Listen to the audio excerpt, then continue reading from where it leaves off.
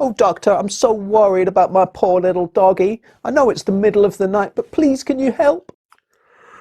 No problem. I don't mind. Well, let's see what we can do. You give him here. It might cost a little bit, I'm afraid, because it's the middle of the night. Oh, absolutely. I'll pay anything if you can make him better.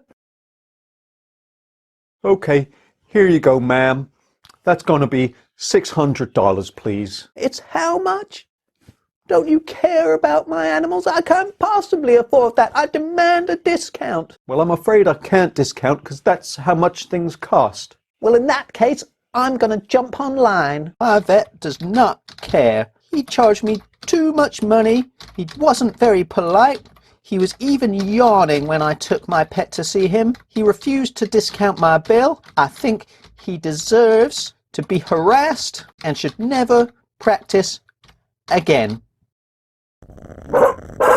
Hi, I'm Dr. Alex from Our Pets Health, helping you and your pet live a healthier, happier life. And all too often, disgruntled pet owners take to Facebook or Twitter or some other social media platform to vent about how evil and uncaring their vet is, how they have the audacity to charge what they do, how they've been overcharged, and how dare they continue to practice veterinary medicine. Now, what happens then is that the pitchforks are gathered and the mob takes over, bombarding that vet clinic with emails, with telephone calls, with messages on social media, and even visiting them to threaten them physically. This does and has resulted in veterinarians and other staff members even taking their own lives. Now, what you may not know is that the veterinarian is actually not allowed to reply and answer these criticisms. They are still bound by client confidentiality, despite the fact that that animal owner has taken things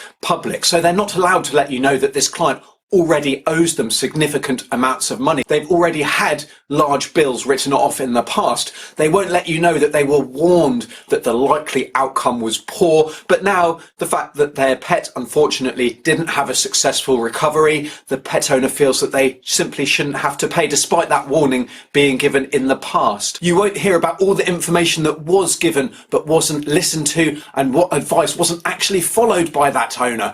You simply will be hearing one side of the story. You also won't hear about the fact that the pet owner maybe went to the veterinarian and threatened them to post a bad review online or to post on some internet forum if they didn't receive a certain discount. Effectively, they were trying to blackmail their vet. Well, one Australian pet owner has found out how badly this can backfire after they have been ordered to pay $30,000 to the veterinarian for defamation because every claim that she took to social media to post, she took to Facebook, to Twitter, she posted numerous messages, they were all found to be false. The information and the claims that she made were false, and as a result she has to pay the veterinarian $30,000. Now, I really applaud this veterinarian for standing up for themselves. Too long, veterinarians across the world have had to put up with the threat of complaints, the threat of negative reviews that are simply not based on fact and that we're simply not able to answer to put the record straight. And it's the threat of action like this that contributes to the poor mental health among the profession and absolutely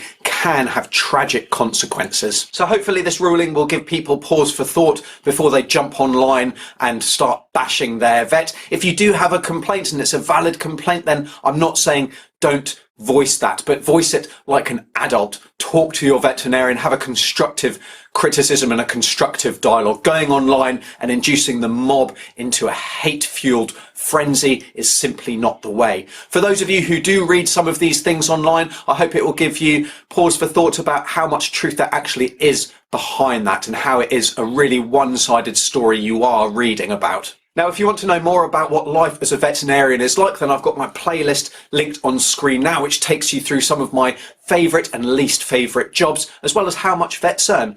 But until next time, I'm Dr. Alex. This is Our Pets Health, because they're family.